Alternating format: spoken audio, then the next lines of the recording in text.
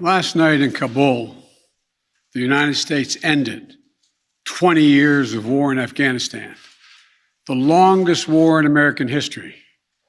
We completed one of the biggest airlifts in history, with more than 120,000 people evacuated to safety. That number is more than double what most experts thought were possible. No nation has ever done anything like it in all of history.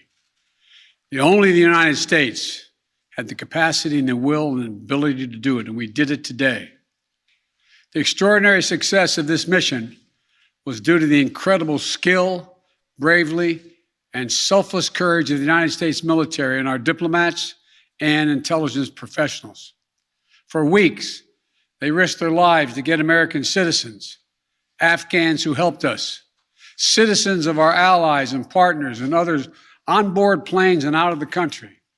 And they did it facing a crush of enormous crowds seeking to leave the country. And they did it knowing ISIS-K terrorists, sworn enemies of the Taliban, were lurking in the midst of those crowds.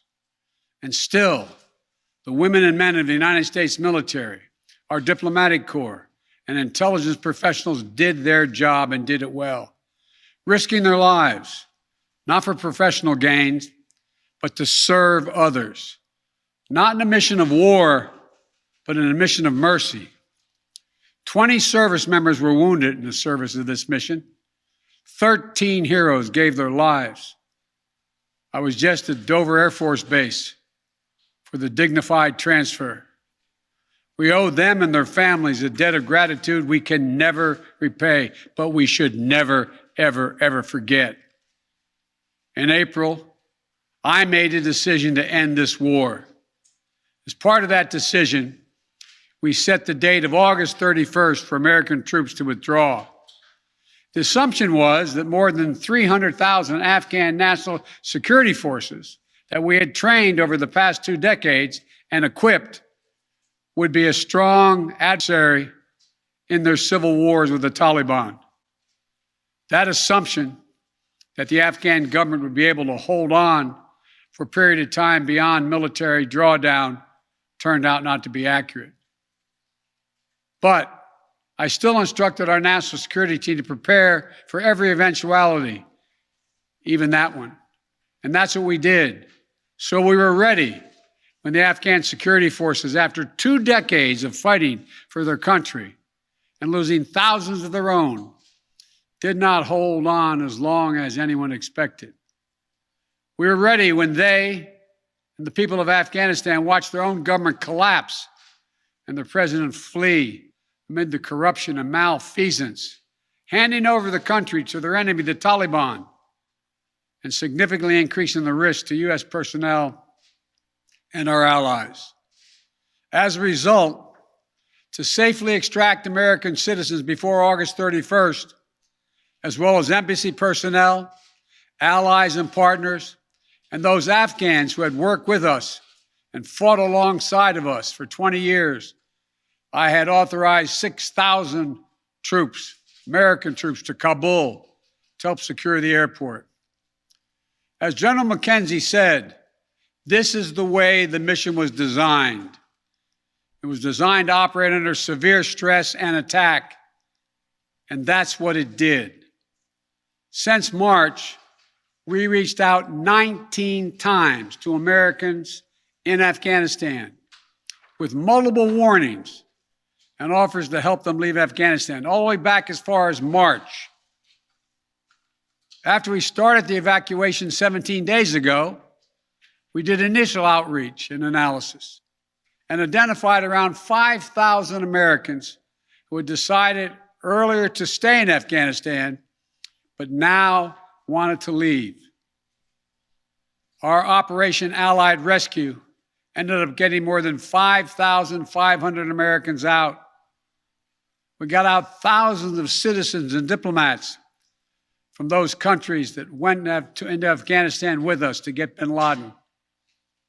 We got out locally employed staff of the United States Embassy and their families, totaling roughly 2,500 people. We got thousands of Afghan translators and interpreters and others who supported the United States out as well. Now we believe that about 100 to 200 Americans remain in Afghanistan, with some intention to leave. Most of those who remain are dual citizens, longtime residents who had earlier decided to stay because of their family roots in Afghanistan.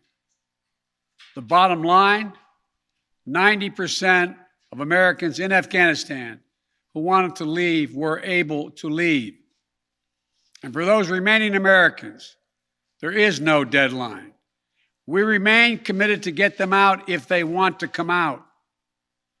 Secretary of State Blinken is leading the continued diplomatic efforts to ensure safe passage for any American, Afghan partner, or foreign national who wants to leave Afghanistan. In fact, just yesterday, the United Nations Security Council passed a resolution that sent a clear message about what the international community expects the Taliban to deliver on moving forward, notably freedom of travel, freedom to leave. And together, we are joined by over 100 countries that are determined to make sure the Taliban upholds those commitments. It will include ongoing efforts in Afghanistan to reopen the airport, as well as overland routes, allowing for continued departure to those who want to leave and deliver humanitarian assistance to the people of Afghanistan. The Taliban has made public commitments, broadcast on television and radio across Afghanistan, on safe passage for anyone wanting to leave, including those who worked alongside Americans. We don't take them by their word alone, but by their actions. And we have leverage to make sure those commitments are met. Let me be clear. Leaving August the 31st is not due to an arbitrary deadline. It was designed to save American lives. My predecessor, the former president, signed an agreement with the Taliban to remove U.S. troops by May the 1st, just months after I was inaugurated.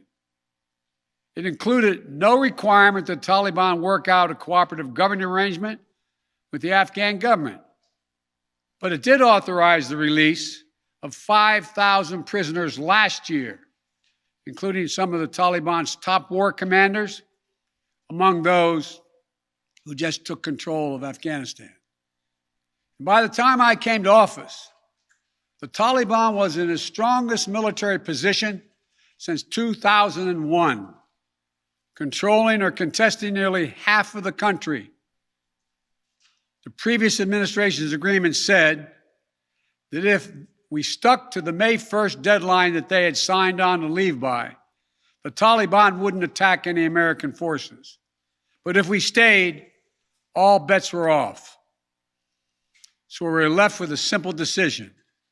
Either follow through on the commitment made by the last administration and leave Afghanistan, or say we weren't leaving and commit another tens of thousands more troops going back to war. That was the choice, the real choice, between leaving or escalating. I was not going to extend this forever war, and I was not extending a forever exit. The decision to end the military airlift operations at Kabul airport was based on the unanimous recommendation of my civilian and military advisors, the Secretary of State, the Secretary of Defense, the Chairman of the Joint Chiefs of Staff, and all the service chiefs, and the commanders in the field. Their recommendation was that the safest way to secure the passage of the remaining Americans and others out of the country was not to continue with 6,000 troops on the ground in harm's way in Kabul, but rather to get them out through non-military means. In the 17 days that we operated in Kabul, after the Taliban seized power, we engaged in an around-the-clock effort to provide every American the opportunity to leave. Our State Department was working 24/7, contacting and talking, and in some cases walking Americans into the airport. Again, more than 5,500 Americans were airlifted out. And for those who remain, we will make arrangements to get them out if they so choose. As for the Afghans, we and our partners have airlifted 100,000 of them. No country in history has done more to airlift out the residents of another country than we have done. We will continue to work to help more people leave the country who are at risk. We're far from done. For now, I urge all Americans to join me in grateful prayer for our troops and diplomats and intelligence officers who carried out this mission of mercy in Kabul and at tremendous risk with such unparalleled results. An airlift that evacuated tens of thousands, to a network of volunteers and veterans who helped identify those needing evacuation, guide them to the airport, and provided them for their support along the way. We're going to continue to need their help. We need your help, and I'm looking forward to meeting with you. And to everyone who is now offering or who will offer to welcome Afghan allies to their homes around the world, including in America, we thank you. I take responsibility for the decision. Now some say we should have started mass evacuation sooner.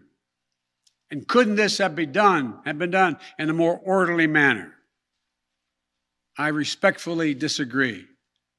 Imagine if we'd begun evacuations in June or July, bringing in thousands of American troops and evacuating more than 120,000 people in the middle of a civil war.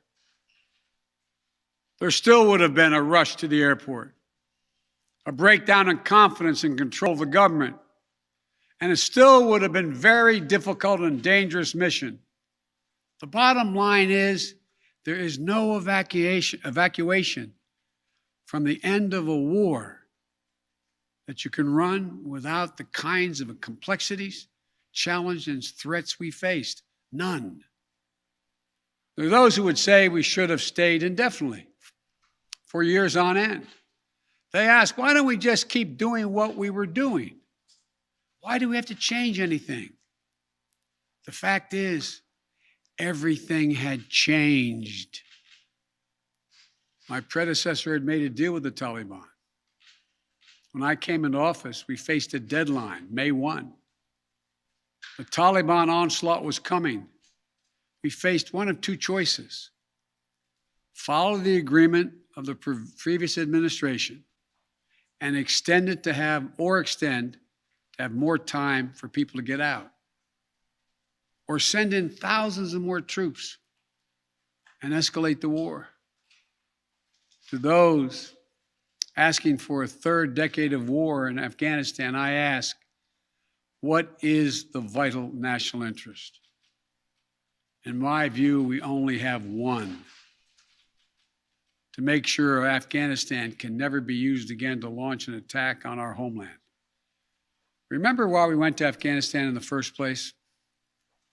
Because we were attacked by Osama bin Laden and Al Qaeda on September 11th, 2001. And they were based in Afghanistan. We delivered justice to bin Laden on May 2nd, 2011, over a decade ago. Al Qaeda was decimated. I respectfully suggest you ask yourself this question. If we'd been attacked on September 11, 2001, from Yemen instead of Afghanistan, would we have ever gone to war in Afghanistan? Even though the Taliban controlled Afghanistan in the year 2001? I believe the honest answer is no.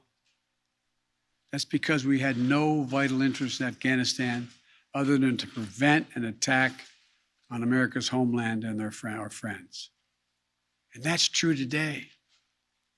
We succeeded in what we set out to do in Afghanistan over a decade ago. Then we stayed for another decade. It was time to end this war. This is a new world. The terror threat has metastasized across the world, well beyond Afghanistan. We face threats from al-Shabaab in Somalia, al-Qaeda affiliates in Syria and the Arabian Peninsula, and ISIS attempting to create a caliphate in Syria and Iraq and establishing affiliates across Africa and Asia. The fundamental obligation of a president, in my opinion, is to defend and protect America. Not against threats of 2001, but against the threats of 2021 and tomorrow. That is the guiding principle behind my decisions about Afghanistan. I simply do not believe that the safety and security of America is enhanced by continuing to deploy thousands of American troops and spending billions of dollars a year in Afghanistan. But I also know that the threat from terrorism continues in its pernicious and evil nature. But it's changed, expanded to other countries. Our strategy has to change too. We will maintain the fight against terrorism in Afghanistan and other countries. We just don't need to fight a ground war to do it. We have what's called over-the-horizon capabilities, which means we can strike terrorists and targets without American boots on the ground, or very few if needed.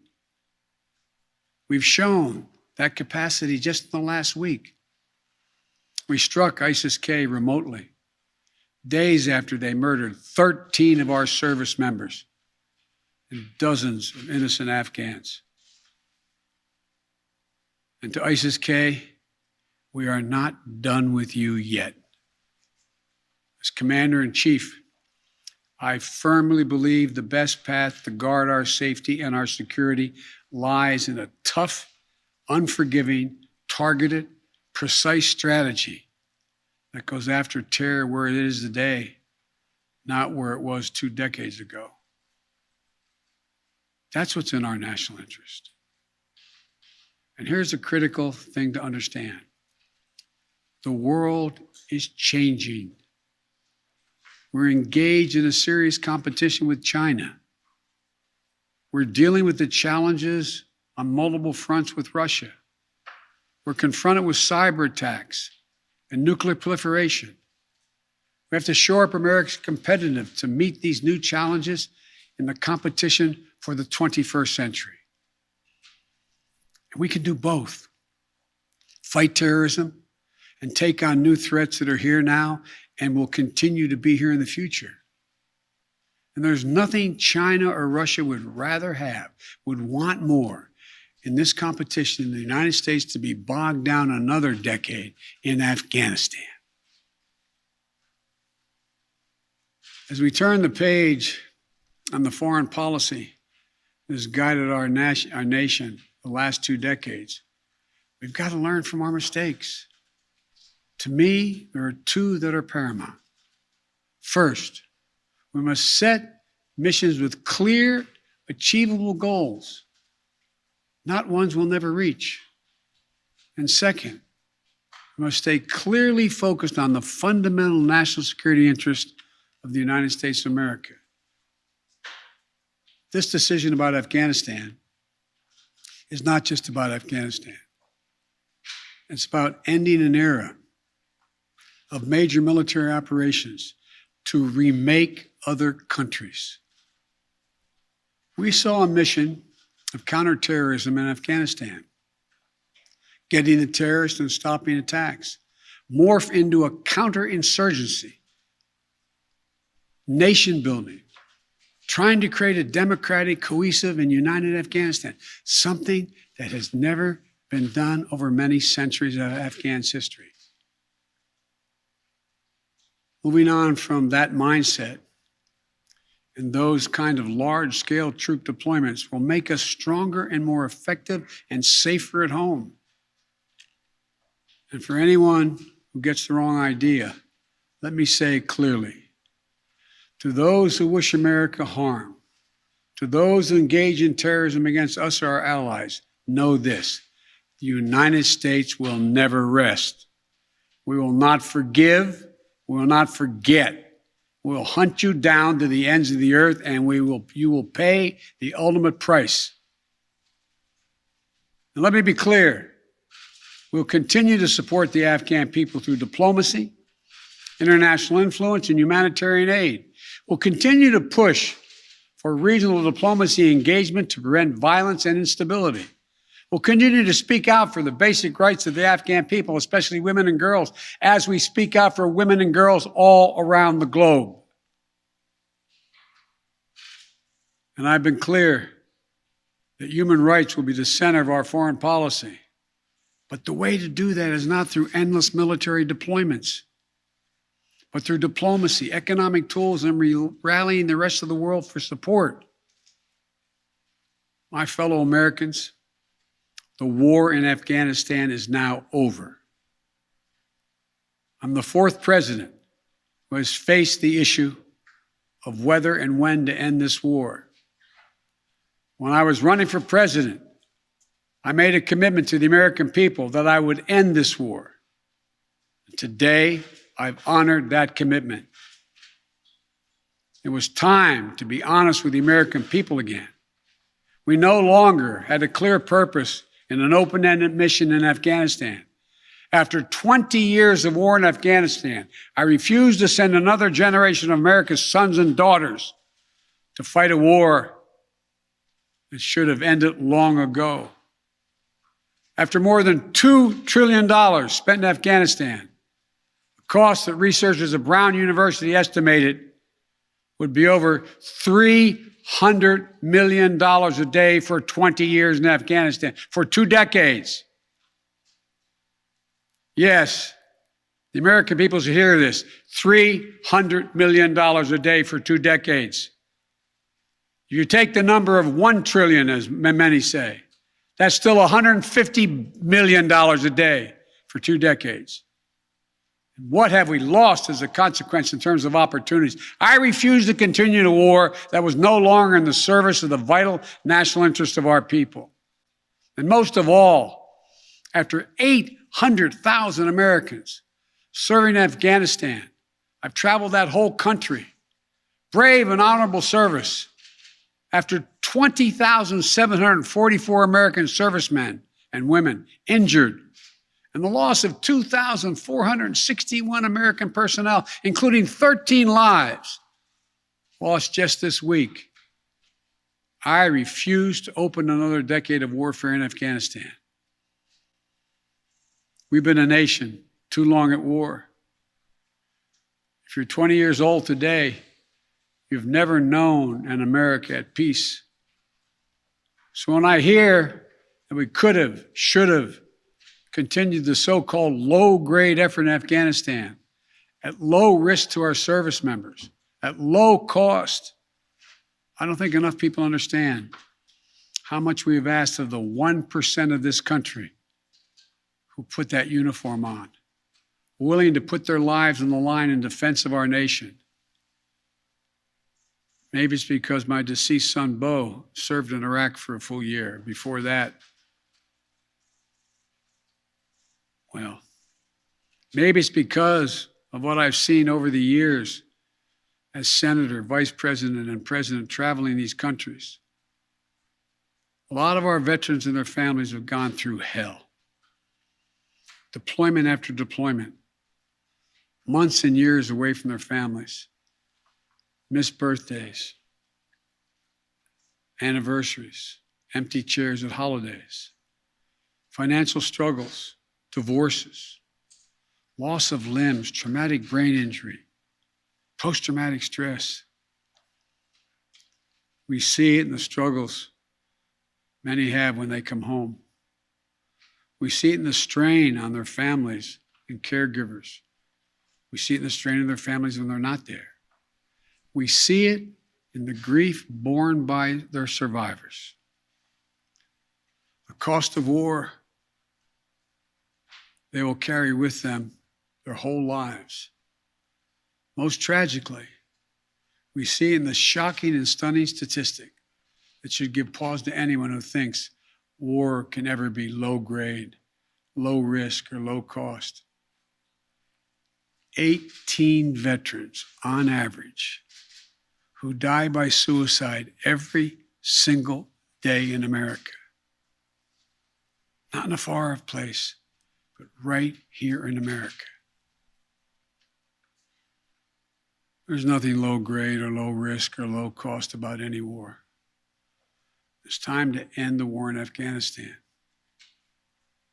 As we close 20 years of war and strife and pain and sacrifice, it's time to look to the future, not the past, to a future that's safer, to a future that's more secure, to a future that honors those who served and all those who gave what President Lincoln called their last full measure of devotion. I give you my word with all of my heart. I believe this is the right decision, a wise decision, and the best decision for America. Thank you. Thank you, and may God bless you all, and may God protect our troops.